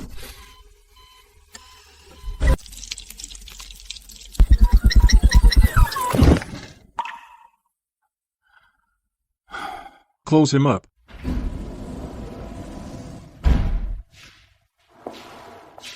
Your nerve repair. Where did you learn it? Same as I said before. I practiced at home.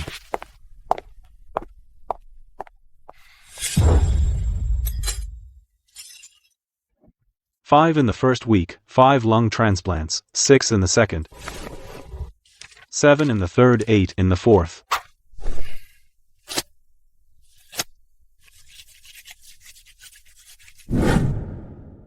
Whatever it takes, give me another transplant patient. Right away. Professor Steven, Dr. Miller has completed every patient we could transfer from our center and the neighboring center. He treated every one of them, not to mention you. Even Professor Hall's patients are waiting in line.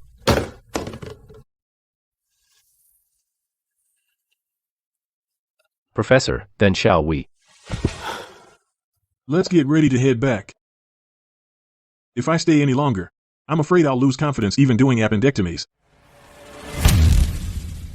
How are you feeling now? Does it hurt to talk? Not at all, I speak even more clearly. Now, I used to sing off-key all the time. Now I can hold a tune perfectly, doctor. This isn't something serious, is it? Why are so many doctors here to see me? Don't worry, they just came to learn from you, don't overthink it. Dr. Miller, these numbers are almost identical to a healthy person's. Are you sure his recurrent laryngeal nerve was severed? I stitched it myself. I'd know better than you if it was severed. I've read EMGs for 7 years. I've never seen a recovery this good. Your repair basically restored the nerve. Is he even human anymore? Professor, what did you just say? I said, Caleb, is he even human anymore? Don't make me say it a third time. What he did is nearly impossible for a human to accomplish. Lung transplant frenzy. Timed mission. 6 hours, 47 minutes remaining. 32 completed. 5-star rating bonus premium reward unlocked ready to claim. Today's the last day. 32 should be enough, right? However, there are still a few hours left in the window. One more would make it safer. Too bad. Donor lungs don't just appear on demand. Caleb, your modified nerve suturing technique, when I get back I want to write a paper citing it. Would you mind? Not at all. If it helps patients, that's all that matters.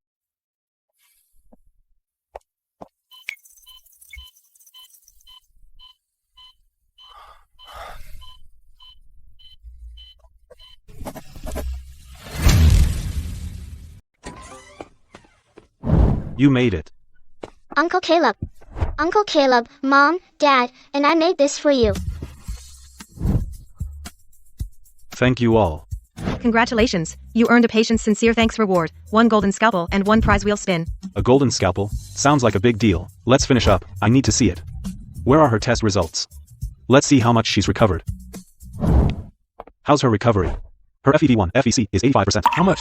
Anything above 83% is considered normal. 85%. She's post-lung transplant only 1 month out and already 2% above normal. She's recovering remarkably well. The first month after surgery is the most critical. You're already where we'd expect at 3 months post-op. Dr. Miller, if she feels fine from now on, can she come back in 6 months? In 30 years of lung transplants, I've never seen a patient recover this well, yet my patients are still on anti-rejection drugs at 6 months. Waiting 6 months for follow-up is overconfident. Bring in the other follow-up patients. I'll see all 5 or 6. Got it. Patient 1, lung function, 81%. Patient 2, 83%. Patient 3, 84%. Patient 4, 85%. Patient 5, 87%. Patient 6, 86%. 6 patients, not one below 80%. Unbelievable. All look fine. Take your meds on time. Come back in 6 months. Caleb, you actually remembered to eat. You've been doing back-to-back surgeries at full intensity all month. I'm afraid you'll starve on the table. You've got another surgery this afternoon. You need food to keep your strength. No way you have a lung transplant today? No. Just a few routine lobectomies for a change of pace. Caleb, you did so many surgeries last month. Your paycheck must have been huge. You must have made a fortune. You got what you wanted. I guess it was decent. I haven't calculated the exact amount. But let me remind you of something. I'm not like you. Caleb, with your skill, you could easily do what I do and fly all over the world. You'd make tens of thousands per surgery, and tens of thousands per lecture. No exhausting hospital shifts. And you'd make more money. I like being in the OR. Running all over the place means doing hundreds fewer surgeries a year. That's not worth it. I did a rough calculation. Caleb, this month alone you did 32 lung transplants, 28 double lung transplants, and 4 single lung transplants. For each double lung transplant, you get $6,666 and $5,000 for each single lung. Your lung transplant surgical bonuses alone came to $206,000. $26,000. In 1 month you've made what takes me several countries to earn. After taxes. Even after taxes, it's over $100,000. That doesn't include lobectomies, tumor removals, and the rest. Altogether, I'd estimate it's close to $300,000. What he makes doing surgeries at Linhai Medical in 1 month would take me 3 countries to earn. I can't compare with you in anything anymore. I can't compete. Caleb, walk us out. Walking us to the parking lot isn't enough. When Professor Hall left, you walked him all the way to the front gate. Now you're only walking me to the lot? Don't I look cheap enough already? Come on, I'll walk you to the gate. Heh, heh, heh. Caleb, there's something I need to warn you about. What is it? Yvonne's lung transplant. You know the donor lungs were taken by Victor Vance from EverHealth Pharmaceuticals, right? Then you got them back. This time, Professor Steven and I are going back to the States to operate on him. He's got complicated connections and he's ruthless. He's been keeping tabs on Yvonne's recovery. I suspect he hates you even more. Watch your back. Thanks, I understand. Caleb, next time I come by I won't compare myself to you. I'll learn from you instead. Sure, text me when you get there.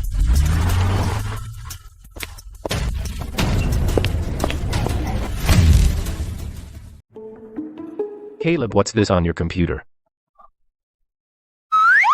A paper? Why? You just finished that paper on the sequential protocol. Professor Hall hasn't implemented it and you've already written another 90,000 words and it's all substantive.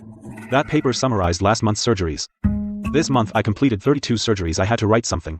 32 lung transplants in a single month, then you turned around and wrote a 9,000 word paper. Are you some perpetual motion machine? Don't you eat or sleep? Of course I eat. I had lunch with Steven and his team today. 32 lung transplants in a month, a 9,000 word technical paper, and he still eats on time. How does Caleb make it look so effortless? Caleb, this title is way too plain. An exploration of sequential double lung transplantation, practical details, and lessons from 32 postoperative cases. I'll give you a killer title. Check this out, an original, world-leading sequential lung transplant technique that single-handedly improves postoperative outcomes. Worldwide, publish that title and it'll blow every reviewer's mind. World-leading. Single-handedly. Put those words in the title, and who could resist reading it? It's too long. And it'll make people think I published it just to brag. It's called academic marketing. You have the skills. What's wrong with selling them a little? I've written papers for years, all thanks to that marketing trick. Dr. Cole. The title of your paper on the reverse modification technique was certainly eye-catching.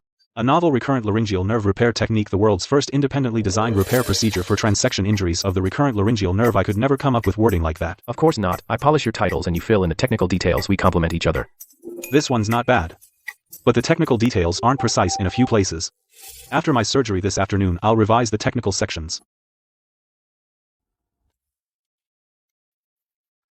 These sections are a little vague. You caught that after one read. You don't miss a thing.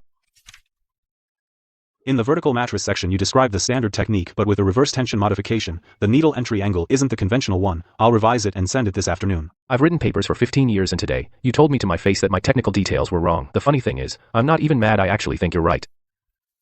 Caleb. Before working with you I considered myself our hospital's best medical writer. After working with you I don't even dare pick a title without thinking twice.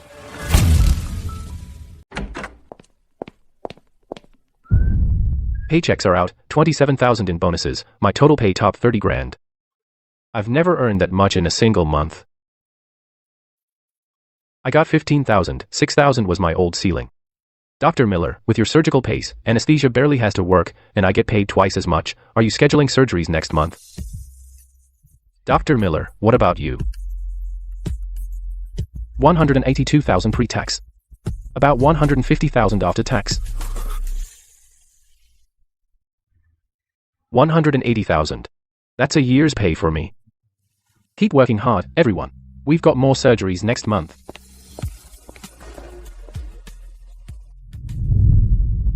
Half my life. I, Caleb Miller, finally don't have to worry about rent anymore.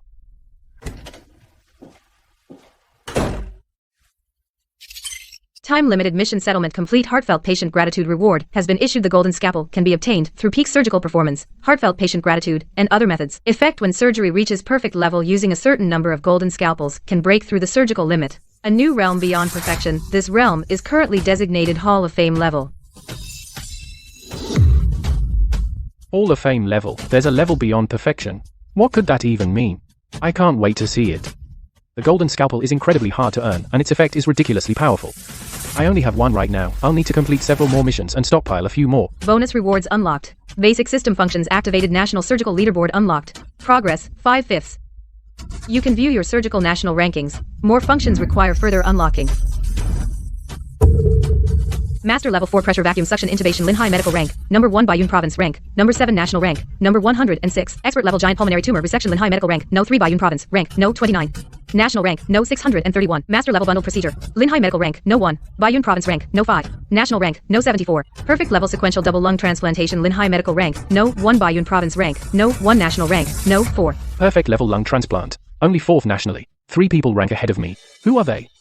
Douglas Hall. Or the other pioneers?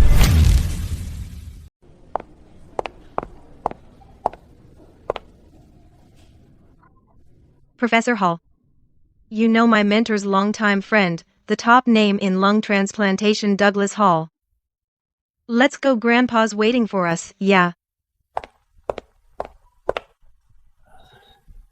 Friend Nelson, it's more complicated than I expected. A second surgery, plus a thoracoabdominal aortic aneurysm, it's nearly 4 centimeters wide. A Bentall procedure is possible. But the standard approach probably won't get him through it. Professor Vance.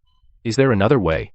I do know a surgeon in cardiac surgery with remarkable insight. His technical skill may not surpass mine, but his creativity makes him ideal for unconventional patients and procedures. I'll ask him. Howard is already an insurmountable legend in cardiac surgery, and yet he gives another surgeon such high praise.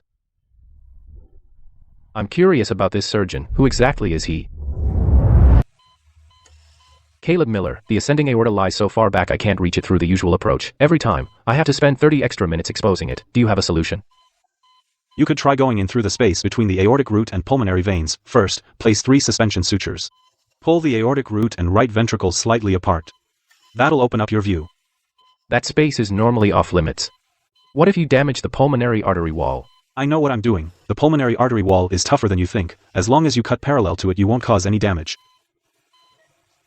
Oh. Caleb, you're amazing. This saved at least 20 minutes over my old method. I've been in cardiac surgery for 30 years. What I learned from today's surgery is more than all those years combined. Dr. Vance. Don't look at me like that. There's always more to learn. Exactly. There's always more to learn. Haha.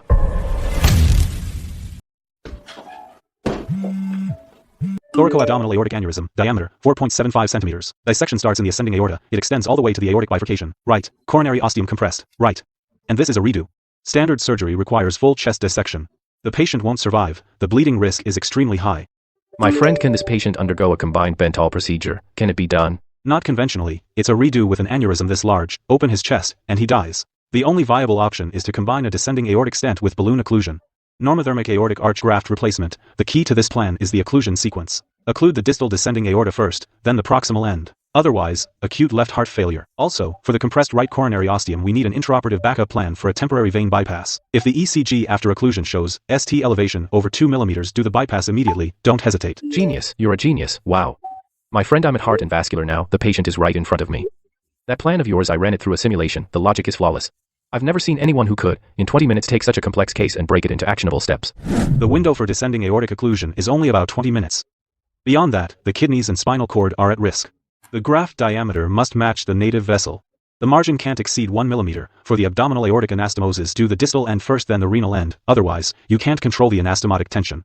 Caleb, are you done? Yeah, just finished, Director Professor. What's going on? Nothing serious. There's just something we'd like to discuss with you. Who's this? Could this be related to Professor Vance's case?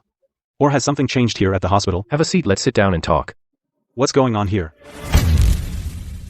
Caleb, he's the CEO of Nelson Pharmaceuticals, Mr. Nathan Nelson, 45 years old, the highly innovative cardiac surgeon Professor Vance mentioned. That's him. He's way too young. He can't be in Professor Hall's generation. He should be a senior expert around 60. Dr. Miller, sorry to bother you. My father has Marfan syndrome. He's currently admitted to Heart and Vascular Medical Center.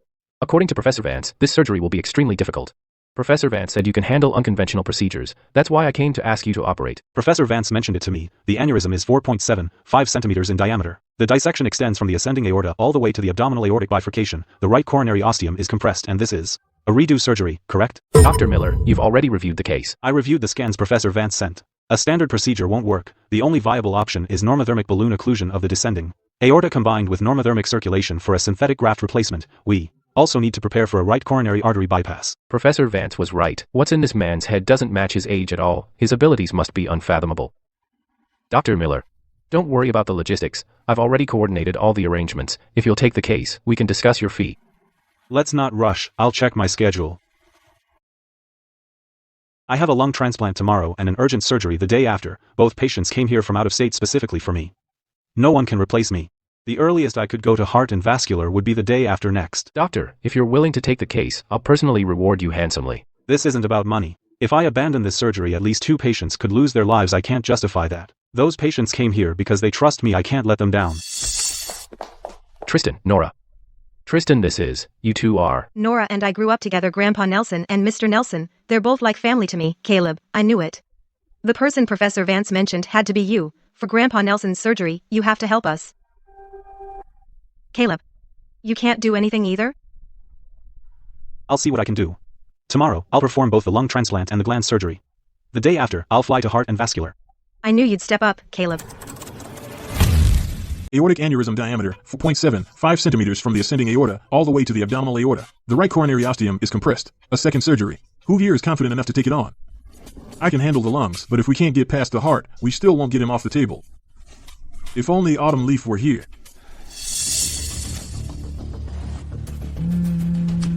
Caleb Heart and Vascular wants you to come in and help plan the lung strategy. Can you get away? Sure, the first flight's tomorrow morning. You'll arrive in the afternoon. That was easy. I'll have both surgeries done tomorrow. I'm not scheduled the day after. Okay. I'll see you then. Elder Nelson's case, the repeat trauma to the lungs, does carry a high risk. The sequential lung transplant approach could work. We can use it to work backward and plan how to dissect the adhesions. We'll need to redesign the surgical approach.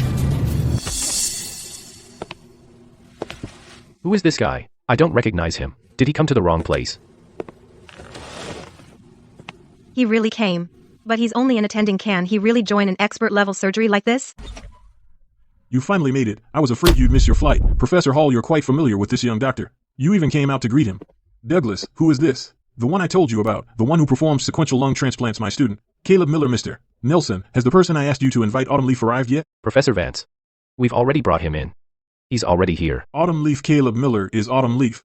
The one who argued with me on the forum about the modified Bentall procedure sent me a document saying this part could be modified. You're Autumn Leaf? Yes, Professor Vance, I received the document. 3 core risks: Marfan syndrome, systemic vascular disease, a thoracoabdominal aortic aneurysm's risk of rupture, a second surgery's adhesions and compounded trauma. Unless we address all 3, this surgery is a gamble. First, a descending aortic stent with endovascular balloon occlusion, combined with normothermic circulation for thoracoabdominal aortic graft replacement. The key is the order of occlusion: distal first, then proximal. If we reverse that order, left ventricular afterload will spike and the patient won't survive surgery. Second, Marfan syndrome makes the aortic wall fragile. The standard SUNS procedure has too many anastomoses, so change it. Reduce the number of anastomoses with a sleeve wrap technique. Protect the graft's anastomosis with the native vessel. That reduces tension. Lung protection is straightforward. Use the sequential double lung transplantation approach to plan access. First, address the region with the worst adhesions. After opening the chest, prime with autologous blood and stabilize the left lung with positive pressure ventilation, then proceed with the cardiac work. At least the lungs won't hold us back. He broke an impossible operation into 6 steps, and for every step he found a corresponding improvement. No wonder Douglas takes such an interest in him. The younger generation is incredible. Looks like I worried for nothing. Every word he said hit a critical point. Tristan didn't lie to me. That's all. I approve Caleb's plan. Pre-op prep this afternoon, surgery tomorrow morning. This plan of yours. After hearing it, I feel like all these years of my academic research were for nothing. We only need a bedside assessment. I'll see Elder Nelson this afternoon to confirm a few details. You've been hiding your talents. Caleb, your incredible Nora was absolutely stunned.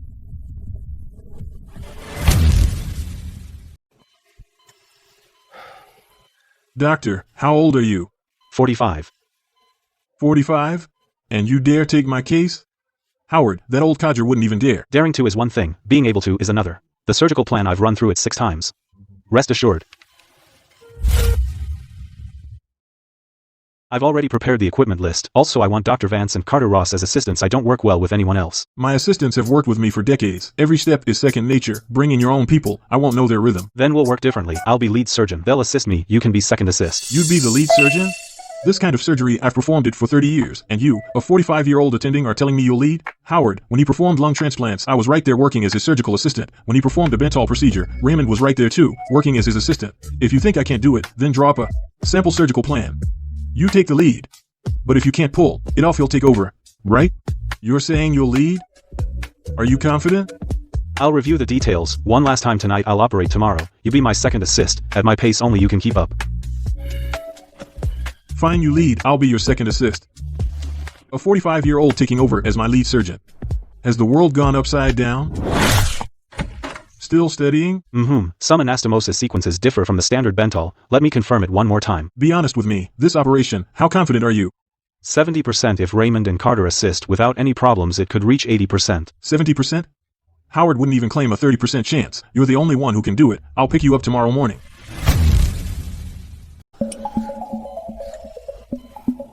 Are you sure they can keep up with you? Don't worry.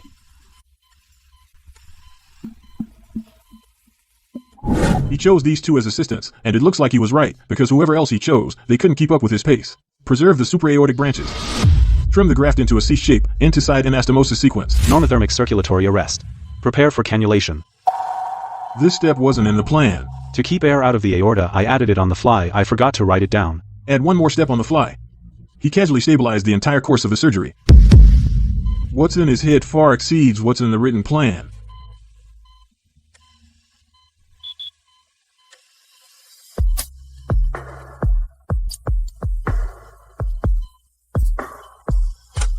Restore circulation. 4 minutes, 13 seconds.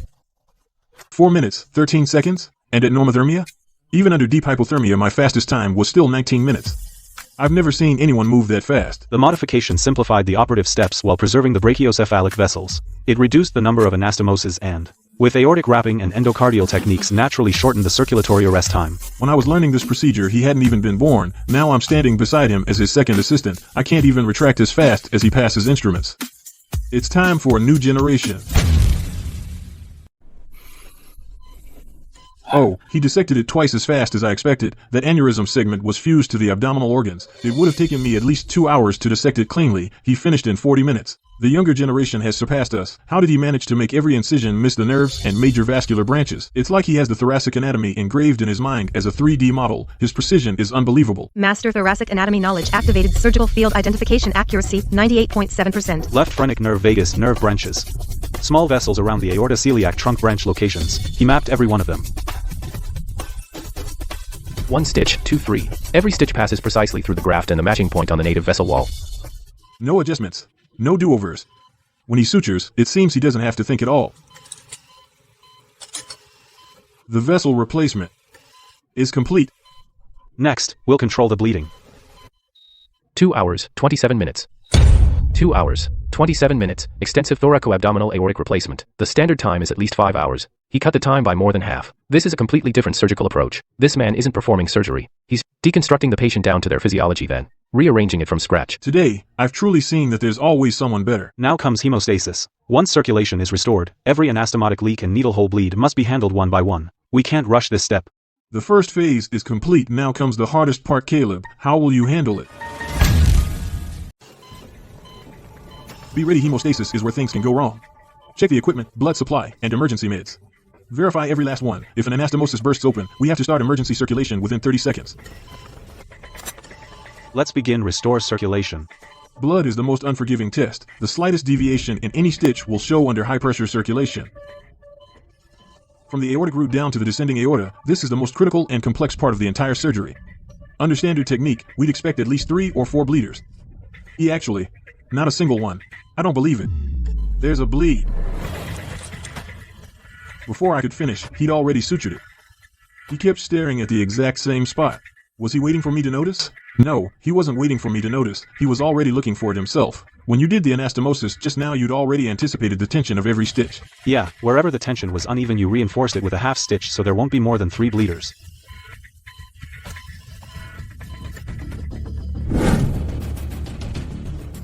Bro, it's been over 5 hours. Why haven't we heard anything? No news is good news. Professor Vance said the surgery was expected to take 12 hours. We're not even halfway there. 12 hours? Can Dad's body handle it? Whether he can or not depends on Dr. Miller and Professor Vance's surgical skill. Uncle, Auntie, don't worry. Caleb has never had a problem during surgery. If he gives his word, he always delivers. You operate and I'll be your second assist. I even volunteered for it. Isn't it time for a new generation? It already has one.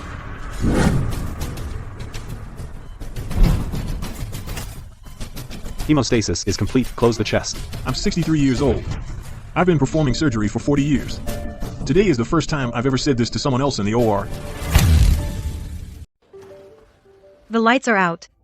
Wasn't it supposed to take 12 hours? It's only been a little over 5. Don't panic. We'll talk when the doctor comes out.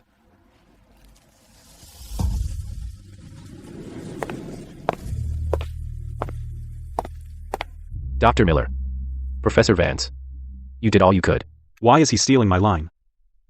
Isn't that supposed to be what we doctors say? We really did all we could.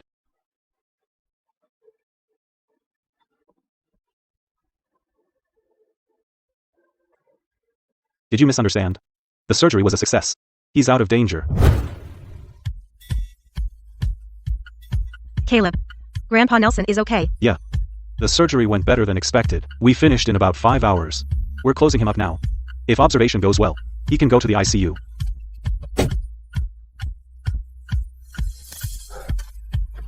Thank you, Dr. Miller. Caleb, you should get some rest. Yeah.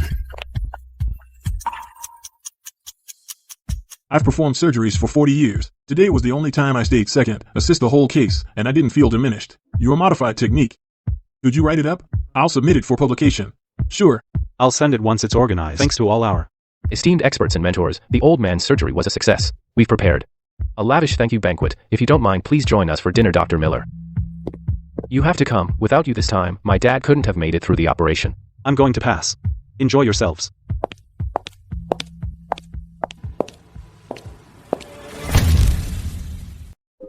One more thing. You'd better all stay at the hospital tonight. Don't go too far. Dr. Miller, is there some risk after surgery? Given my dad's condition. I don't have to tell you. You should know that. The first 3 days after surgery are critical.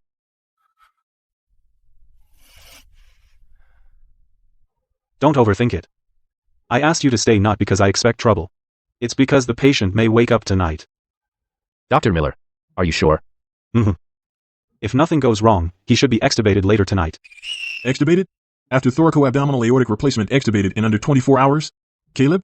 That estimate of yours is way too optimistic, isn't it? How is that possible? Whether it's optimistic or not, we'll know tonight.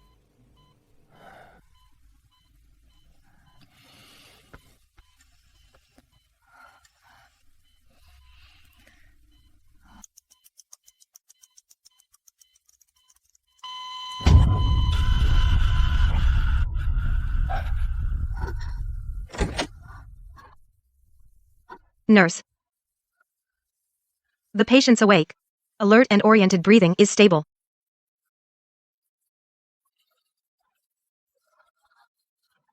Annie, Grandpa's awake. He's really awake. Blood pressure stable. Heart rate normal, oxygenation index 98%. He's really awake. At this point, he's already off the ventilator. Caleb said he'd wake tonight, and he actually did. After thoracoabdominal aortic replacement in under 12 hours, he was extubated and awake. In 40 years of surgical records, I've never seen this tonight. I'm rewriting the record.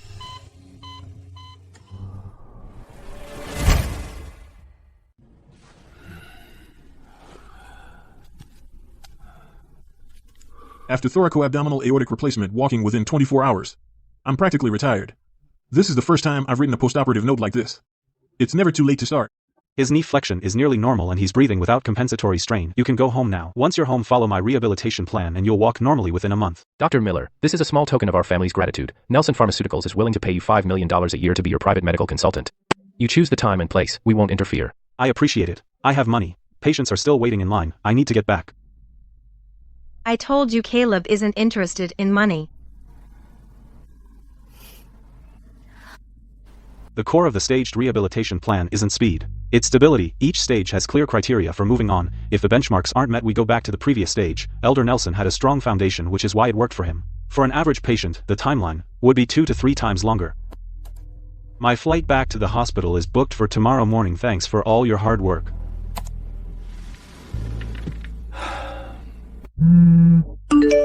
These two really think alike. They messaged me at the same time.